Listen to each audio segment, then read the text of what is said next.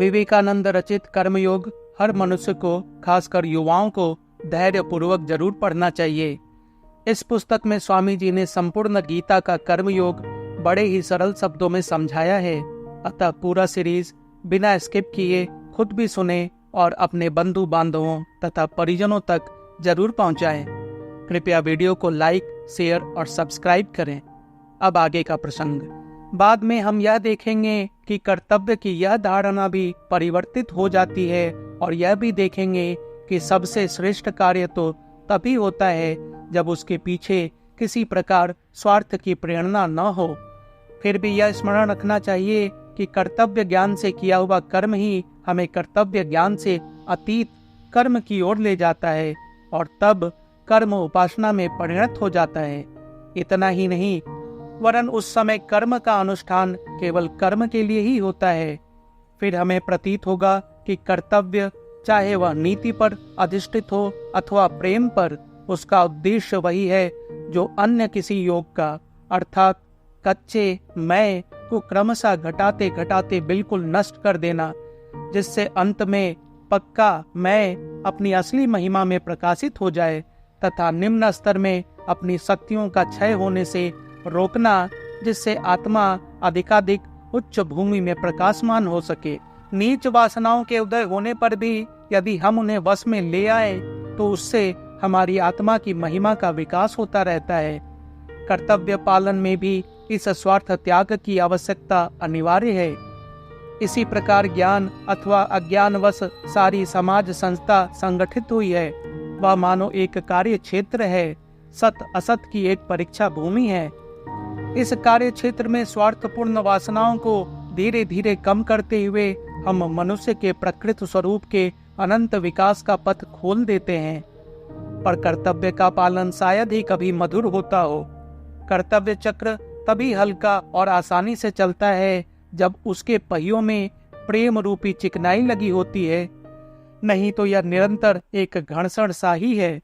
यदि ऐसा न हो तो माता पिता अपने बच्चों के प्रति, बच्चे अपने माता पिता के प्रति, पति अपने स्त्री के प्रति तथा स्त्री अपने पति के प्रति अपना कर्तव्य कैसे निभा सकेंगे? क्या इस घर्षण के उदाहरण हमें अपने दैनिक जीवन में सदैव दिखाई नहीं देते?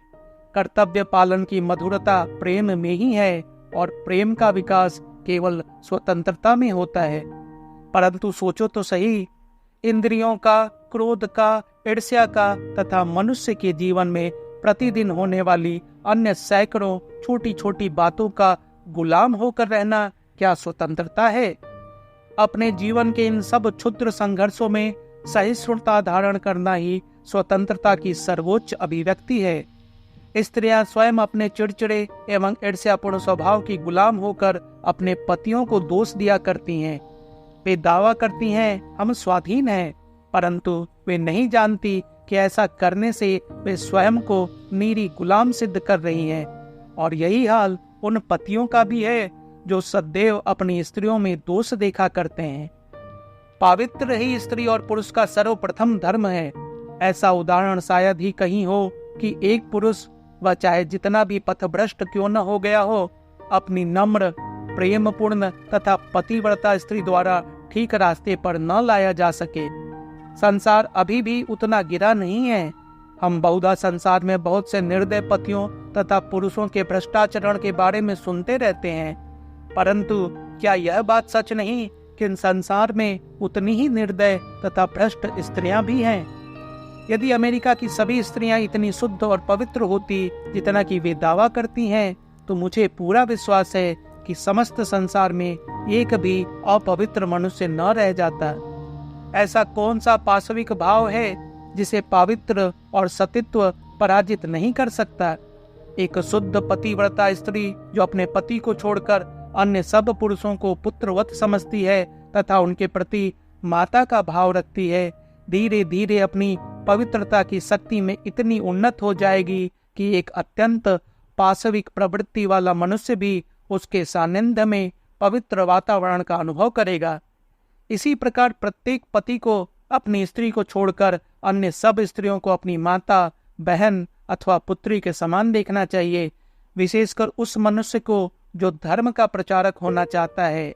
यह आवश्यक है कि वह प्रत्येक स्त्री को मातृवत देखे और उसके साथ सदैव तद्रूप व्यवहार करे। मातृपद ही संसार में सबसे श्रेष्ठ पद है, क्योंकि यही एक ऐसा पद है जिससे अधिक से अधिक निस्वार्थता की शिक्षा प्राप्त हो सकती है, निस्वार्थ कार्य किया जा सकता है। केवल भगवत प्रेम ही माता के प्रेम से उच्च है, अन्य सब तो निम्न श्रेणी के हैं।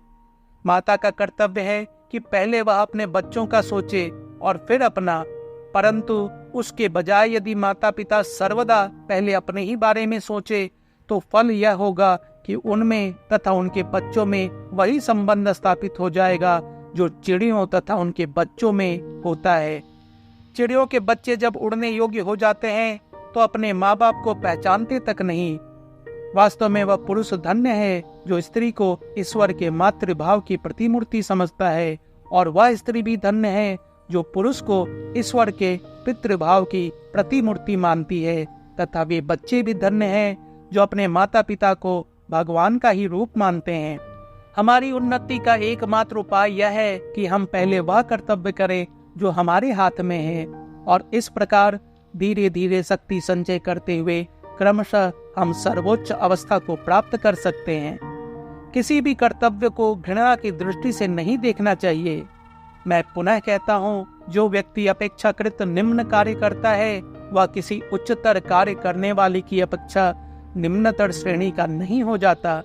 केवल मनुष्य के कर्तव्य का रूप देखकर उसकी उच्चता नीचता का विचार करने से नहीं बनेगा। देखना तो यह होगा कि वह उस कर्तव्य का पालन किस ढंग से करता है।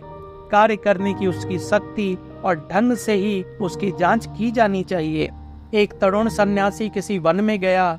वहां उसने दीर्घ काल तक ध्यान भजन तथा योगाभ्यास किया। अनेक वर्षों की कठिन तपस्या के बाद एक दिन जब वह एक वृक्ष के नीचे बैठा था तो उसके ऊपर वृक्ष से कुछ सूखी पत्तियां आ गिरी। उसने ऊपर निगाह उठाई तो देखा कि एक कौवा और एक बगुला पेड़ पर लड़ रहे हैं। यह देखकर सन्यासी को बहुत क्रोध आया। उसने कहा, यह क्या, तुम्हारा इतना साहस कि तुम ये सूखी पत्तियां मेरे सिर पर फेंको। इन शब्दों के साथ सन्यासी की क्रुद्ध आंखों से आग की एक ज्वाला सी निकली और वे बेचारी दोनों चिड़िया उससे जलकर भस्म हो गई। अपने में यह शक्ति देखकर वह सन्यासी बड़ा खुश हुआ। उसने सोचा, वाह, अब तो मैं दृष्टि मात्र से कौवे बगुले को भस्म कर सकता हूँ। कुछ समय बाद भिक्षा के लिए वह एक गांव को गया। गांव में जाकर वह एक दरवाजे पर खड़ा हुआ और पुकारा, माँ, कुछ भिक्षा मिले। भीतर से आवाज आई, थोड़ा रुको मेरे बेटे।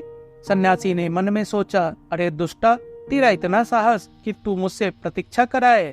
अब भी तू मेरी शक्ति नहीं जानती। सन्यासी ऐसा सोच ही रहा था कि भीतर से फिर एक आवाज आई, बेटा, अपने को इतना बड़ा मत समझ। यहाँ न तो कोई कौवा है और न बगुला। यह सुनकर सन्यासी को बड़ा आश्चर्य हुआ। बहुत देर तक खड़े रहने के बाद अंत में घर से एक स्त्री निकली और उसे देखकर सन्यासी उसके चरणों पर गिर पड़ा और बोला, माँ, तुम्हें यह सब कैसे मालूम हुआ? स्त्री ने उत्तर दिया, बेटा, न तो मैं तुम्हारा योग जानती हूँ न तुम्हारी तपस्या। मैं तो एक साधारण स्त्री हूँ। मैंने तुम्हें इसलिए थोड़ी देर रोका था कि मेरे पतिदेव बीमार हैं और मैं उनकी सेवा शुश्रूषा में संलग्न थी। यही मेरा कर्तव्य है। सारे जीवन भर मैं इसी बात का यत्न करती रही हूँ कि मैं अपना कर्तव्य पूर्ण रूप से निभाऊं। जब मैं अविवाहित थी तब मैंने अपने माता पिता के प्रति कन्या का कर्तव्य किया, और अब जब मेरा विवाह हो गया है तो मैं अपने पतिदेव के प्रति पत्नी का कर्तव्य करती हूँ। बस यही मेरा योगाभ्यास है। अपना कर्तव्य करने से ही मेरे दिव्य चक्षु खुल गए हैं, जिससे मैंने तुम्हारे विचारों को जान लिया और मुझे इस बात का भी पता चल गया कि तुमने वन में क्या किया है। यदि तुम्हें इससे भी कुछ उच्चतर तत्व जानने की इच्छा है तो अमुक नगर के बाजार में जाओ। वहाँ तुम्हें एक व्याध मिलेगा। वह तुम्हें कुछ ऐसी बातें बतलाएगा जिन्हें सुनकर तुम बड़े प्रसन्न होगे। सन्यासी ने विचार किया, भला मैं उस शहर में उस व्याध के पास क्यों जाऊं? परंतु उसने अभी जो घटना देखी उसे सोचकर उसकी आंखें कुछ खुल गईं। अतएव वह उस शहर को गया। जब वह शहर के निकट आया तो उसने दूर से एक बड़े मोटे व्याध को बाजार में बैठे हुए और बड़े बड़े छुरों से मांस काटते हुए देखा। वह लोगों से अपना सौदा कर रहा था। सन्यासी ने मन ही मन सोचा, हरे हरे, क्या यही वह व्यक्ति है जिससे मुझे शिक्षा मिलेगी? दिखता तो वह शैतान का अवतार है। इतने में व्याघ्र ने सन्यासी की ओर देखा और कहा, महाराज, क्या उस स्त्री ने आपको मेरे पास भेजा है? कृपया बैठ जाइए, मैं जरा अपना काम समाप्त कर लूं। सन्यासी ने सोचा, यहाँ मुझे क्या मिलेगा? खैर, वह बैठ गया। इधर व्याघ्र अपना काम लगातार करता रहा और जब वह अपना काम पूरा कर चुका तो उसने अपने रुपये पैसे समेटे और सन्यासी से कहा, चलिए महाराज, घर चलिए। घर पहुंचकर व्याघ्र ने उन्हें आसन दिया और कहा, आप यहाँ थोड़ा ठहरिए। व्याघ्र अपने घर में चला गया। उसने अपने वृद्ध माता पिता को स्नान कराया, उन्हें भोजन कराया और उन्हें प्रसन्न करने के लिए जो कुछ कर सकता था किया। उसके बाद वह उस सन्यासी के पास आया और कहा, महाराज, आप मेरे पास आए हैं, अब बताइए मैं आपकी क्या सेवा कर सकता हूँ? सन्यासी ने उससे आत्मा तथा परमात्मा संबंधी कुछ प्रश्न किए और उनके उत्तर में व्याघ्र ने जो उपदेश दिया वही महाभारत में व्याघ्र गीता के नाम से प्रसिद्ध है। व्याघ्र गीता में हमें वेदांत दर्शन की बहुत उच्च बातें मिलती हैं। जब व्याघ्र अपना उपदेश समाप्त कर चुका तो सन्यासी को बड़ा आश्चर्य हुआ। उसने कहा, फिर आप ऐसे क्यों रहते हैं? इतने ज्ञानी होते हुए भी आप व्याघ्र क्यों हैं? इतना निंदित और कुत्सित कार्य क्यों करते हैं? व्याघ्र ने उत्तर दिया, वत्स, कोई भी कर्तव्य निंदित नहीं है, कोई भी कर्तव्य अपवित्र नहीं है। मैं जन्म से ही इस परिस्थिति में हूँ, यही मेरा प्रारब्ध कर्म है। बचपन से ही मैंने यह व्यापार सीखा है, परंतु इसमें मेरी आसक्ति नहीं है। कर्तव्य के नाते मैं इसे उत्तम रूप से किए जाता हूँ। मैं गृहस्थ के नाते अपना कर्तव्य करता हूँ और अपने माता पिता को प्रसन्न रखने के लिए जो कुछ मुझसे बन पड़ता है करता हूँ। न तो मैं तुम्हारा योग जानता हूँ और न मैं कभी सन्यासी ही हुआ। संसार छोड़कर मैं कभी वन में नहीं गया, परंतु फिर भी जो कुछ तुमने मुझसे सुना तथा देखा वह सब मुझे अनासक्त भाव से ही अपनी अवस्था के अनुरूप कर्तव्य का पालन करने से ही प्राप्त हुआ है।